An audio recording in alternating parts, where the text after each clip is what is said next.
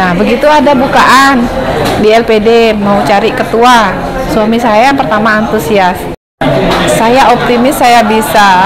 Waktu awal di sini saya ditarget cari nasabah. Dalam jangka waktu 3 bulan tuh saya bisa dapat nasabah 400 orang, Pak.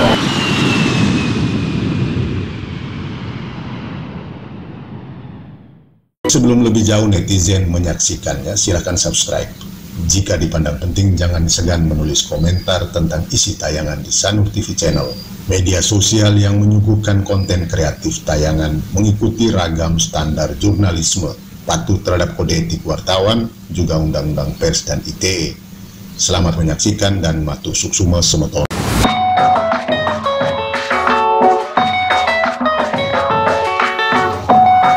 Nimade Ekawati Sarjana Ekonomi, tamatan Fakultas Ekonomi Universitas Swarmadewa Denpasar, mengukir catatan khusus di Bali.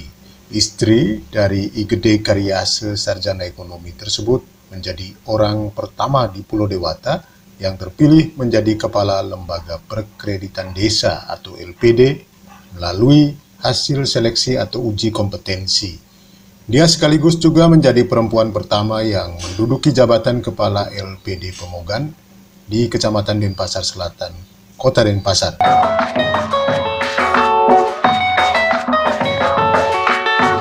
Nimade Ekawati bahkan berada di peringkat nilai teratas ketika skor akhir ditetapkan tim seleksi yang dipimpin staf pengajar Fakultas Ekonomi dan Bisnis Universitas Udayana di Putu Hartamimba SE MSI PhD AK.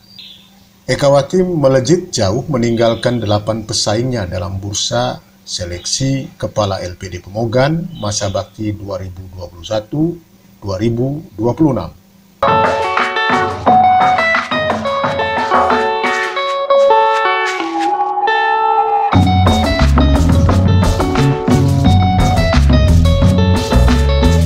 Pendesa Pemogan, Anak Agung Ketut Arya Ardana Sarjana Teknik, menaruh harapan besar.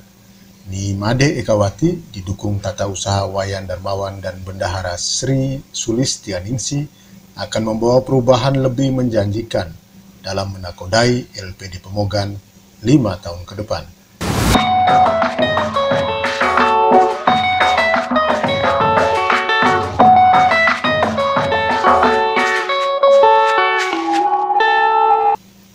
Ibu 3 anak, Niluh Gede Paramita Suputri, Imade Oke Sulaksana, dan Ingoman Surya Dharma Suputra. Diyakini Putu Hartamimba memiliki passion untuk memajukan LPD Pemogan.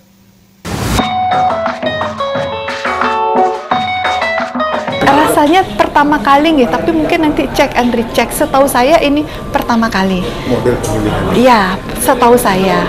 Tapi kan kalau kami dari sisi akademisi selalu berhati-hati bilang yang pertama jangan-jangan sudah ada tapi nggak diekspos, kan nggak tahu. Tapi setahu saya ini adalah terobosan baru, di mana tujuannya adalah betul-betul memilih pengurus yang betul-betul capable di bidangnya dan ada passion.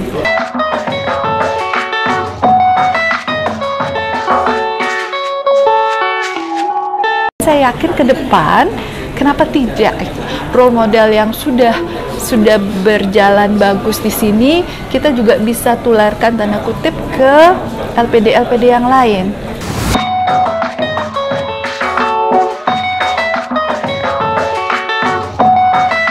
Tadi saya sampaikan juga ya ketika saya speed itu, kita sangat objektif.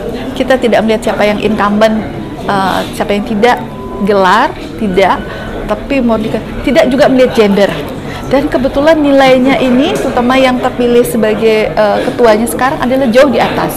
Jadi saya melihat dari kebetulan yang terpilih anggap nanti sebagai Sri Kandi ini mungkin momentum, dan tadi saya baru juga diinfo baru pertama kali ini ketuanya adalah perempuan seperti yang Pak Sam bilang.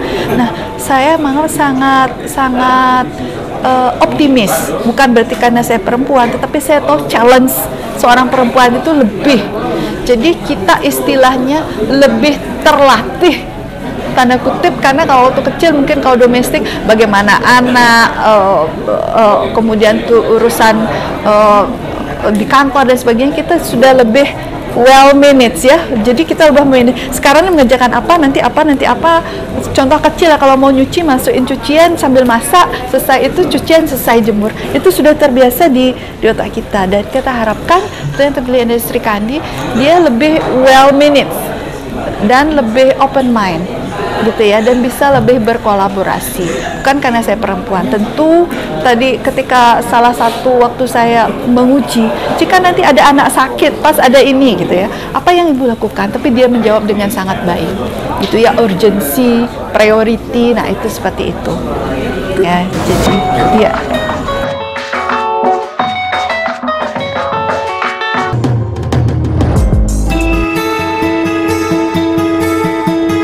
Nimade Ekawati dalam wawancara eksklusif dengan Sanur TV Channel Sanur Post Media Group membagi cerita tentang siapa dirinya, bagaimana kiprahnya di dunia bisnis marketing saat bergabung dengan salah satu perusahaan asuransi terbesar, bahkan catatan berharganya ketika menjadi salah satu karyawan LPD Pemogan tempo dulu. Berikut petikan hasil wawancara bersama Nimade Ekawati yang juga aktif di cabang olahraga bela diri taekwondo itu.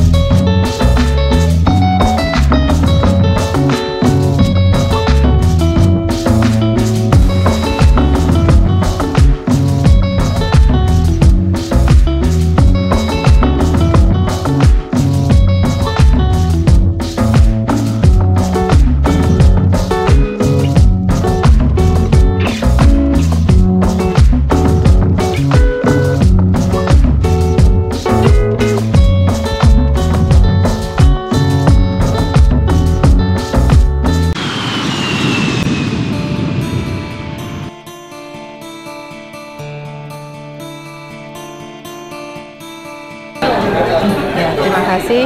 Saya adalah warga asli dari Pemogan. Saya lahir di Banjargunung, Desa Pemogan. Kemudian menikah di Banjar Pemogan Kaje, Desa Pemogan.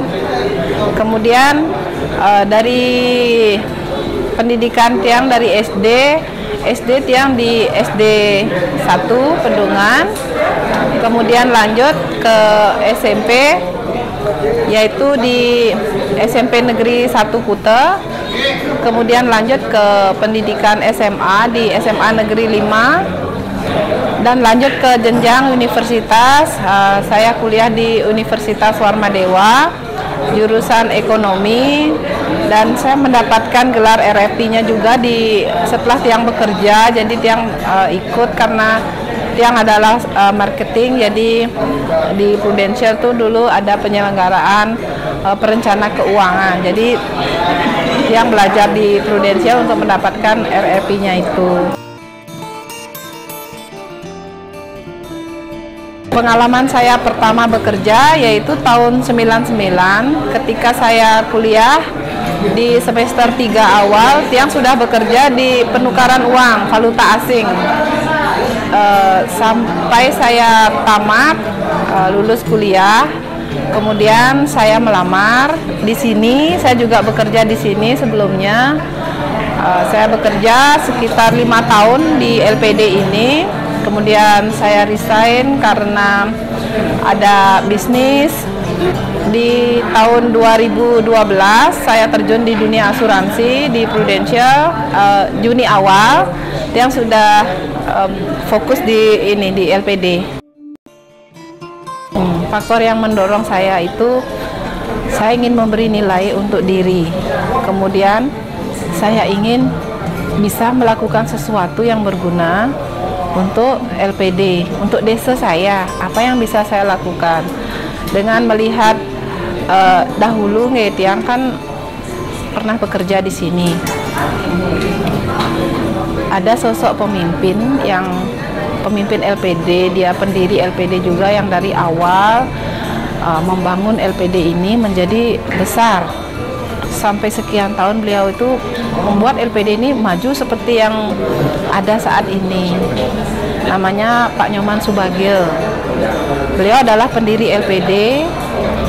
Beliau orang yang sangat berjasa di LPD ini, yang membuat LPD menjadi sebesar ini. Setelah itu tongkat estafet dilanjutkan ke ketua yang kedua. Nah, beliau juga berperan andil dalam proses jalannya LPD. Nah, saya adalah penerima tongkat yang ketiga jadinya untuk menjadi ketua LPD. Nah, begitu ada bukaan di LPD mau cari ketua, suami saya yang pertama antusias. Ya, karena dia tahu kamu passion kamu di keuangan. Dari syarat yang dibutuhkan kamu masuk. Ayo maju. Jadi karena energinya sama, melamarlah saya. Oke. Ketika sudah mendapat dukungan dari suami dari segi surat-surat yang dibutuhkan, langsung sesegera mungkin Tiang persiapkan selengkap-lengkapnya.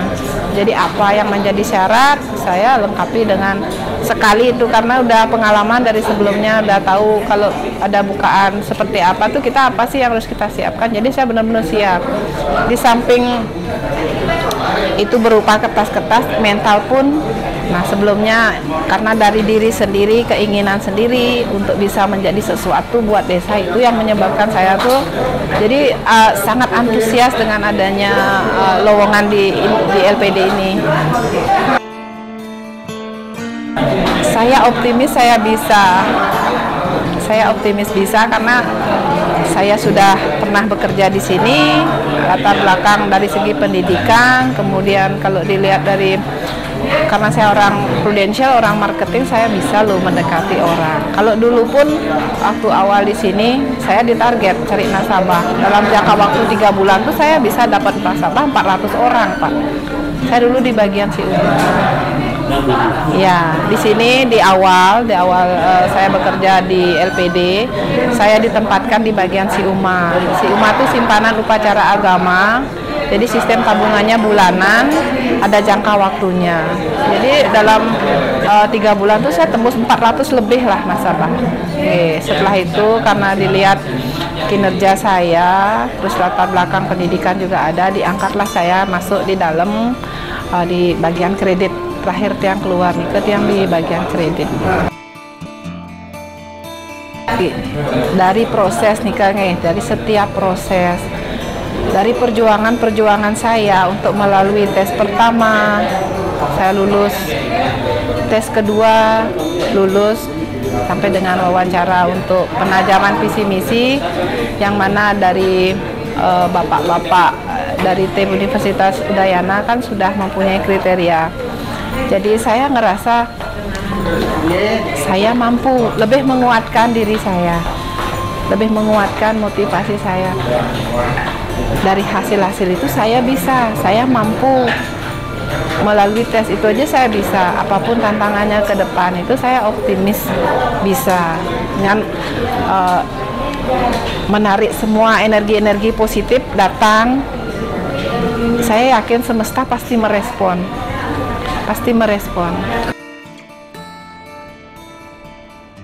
Saya tidak fokus ke beratnya, Pak. Saya tidak pernah fokus. Setiap apapun yang kita lakukan itu pasti ada rintangan. Saya fokus, saya punya tujuan. Jadi apapun yang ada itu saya anggap itu kerikil-kerikil dalam perjalanan saya mencapai tujuan.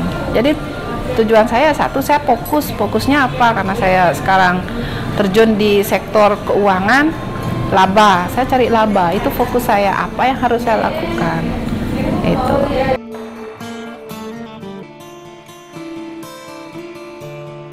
Ya, benar itu Pak. Ya, karena belajar. Mungkin di orang di luar sosial media, tapi sosial media yang saya lebih cenderung yang saya pelajari itu saya tertarik misalnya di Facebook ada grup-grup tentang compassionnya Gede Pramo. Di situ kita belajar kesabaran, kemudian law of attraction. Jadi dalam energi tarik menarik, ketika kita sudah seperti yang Bapak tanya tadi, energi positif yang kita pancarkan pasti yang datang itu energi yang positif, menarik semua energi positif. Kemudian saya suka motivasi. Jadi di Facebook itu banyak entrepreneur yang sering posting tentang motivasinya seperti apa. Dan yang suka baca yang berhubungan dengan motivasi. Yang juga mencari role model. Saya suka, misalnya dalam hal ini, ketua yang pertama dia bisa membuat LPD ini sebesar ini. Saya lihat sosok seorang role model yang bagus. Jadi ketika saya udah lihat nih, yang saya harus lakukan apa? Apa sih yang dia lakukan kok bisa LPD ini maju? Apa sepak terjangnya? Bagaimana cara kerjanya? Itu yang saya cari tahu. Itu saya beberapa punya role model Pak nih. Seperti saya nih perempuan, saya lihat Sri Mulyani, pinternya seperti apa-apa, kata-katanya tuh kadang kok bisa orang ini hebat sekali. Nah, hidup saya tuh jadi saya harus punya role model, seorang yang hebat yang bisa memotivasi saya untuk bisa seperti itu, pencapaian itu. Nah, diimbangi juga dengan spiritual. Jadi untuk Gede Pramo Compassion itu, jadi kita dilatih untuk kesabaran seperti apa. Dan ada juga Pak yang bikin saya ini bisa berdiri, bisa seperti ini, sedikit pengetahuan tentang NLP. NLP itu Neuro Linguistic Programming. Jadi bagaimana kita memprogram pikiran kita. Itu saya tertarik sekali dengan hal-hal yang seperti itu. Usia sudah 42, jadi apa yang ke depan yang baik yang saya lakukan, karena saya ingin ketika saya merole modelkan orang lain, anak saya, lingkungan saya juga bisa merole model, melihat diri saya, hal yang baik dari diri saya, bisa menjadi contoh lah buat anak saya kelak, cucu saya, lingkungan, saudara-saudara gitu.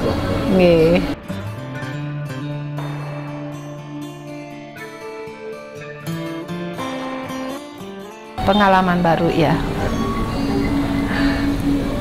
yang masuk ke hutan, yang tadi Bapak bilang ke hutan rimba, tapi saya punya tujuan di hutan ini, saya mau apa yang bisa saya lakukan nih di hutan ini, sehingga kalau dibilang saya ditaruh di sini, arahnya saya kemana, mau keluar dari hutan ini, saya sudah tahu.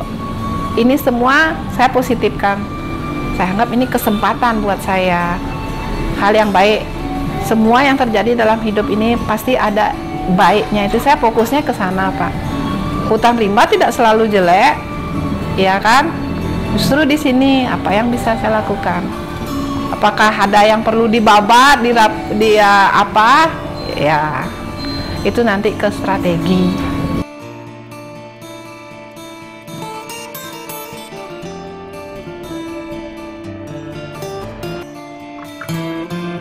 Di hari pertama briefing terhadap karyawan, itu yang pertama. Jadi apa tujuannya briefing? Untuk mengingatkan karyawan. Kadang kan yang namanya manusia moodnya up and down. Di briefing jadi tugasnya dia, kita ingatkan kembali. Mungkin kemarin dia ada masalah dengan keluarga saat bekerja, kita briefing, jadi ini loh waktunya bekerja, ini loh kerjaannya. Jadi briefing seperti itu sangat diperlukan. Jadi untuk mengingatkan karyawan, juga menjalin komunikasi juga jadinya dengan adanya briefing itu, nggak sekedar datang ya udah kerja gitu.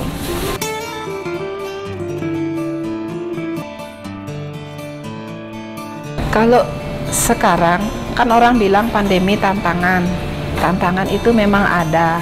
Tadi kan saya sampaikan Pak, pandemi ini memang ada, tapi saya tidak mau berfokus ke pandeminya ini. Karena apa? Saya lihat ekonomi itu tidak 100%. Karena apa? Mungkin Bapak sering lihat di mall masih ada orang belanja apa, masih ada uang. Itu yang optimis, itu yang saya lihat Pak. Di jalan mobil-mobil mewah masih seliweran gitu. Jadi hal bagusnya apa, Tinggal kita mereview produknya, yang mana yang bisa kita sesuaikan. Jadi saya fokus ke solusinya nanti, ke solusi. Ini masalahnya ada pandemi, solusi saya apa? Saya nggak mau fokus pandemi kalau difokus ke sana energi kita jadinya jatuh, Pak. Jadi saya switch, saya pindahkan ini. Ini loh ada solusi ini loh yang harus dilakukan. Gitu. Tim kerja pertama seperti yang disampaikan tadi, ketika tim kita sudah harmonis, baik di dalam untuk melangkah jadi lebih baik. Jadi tenang, kalau misalnya energinya sudah bagus, otomatis pasti lancar.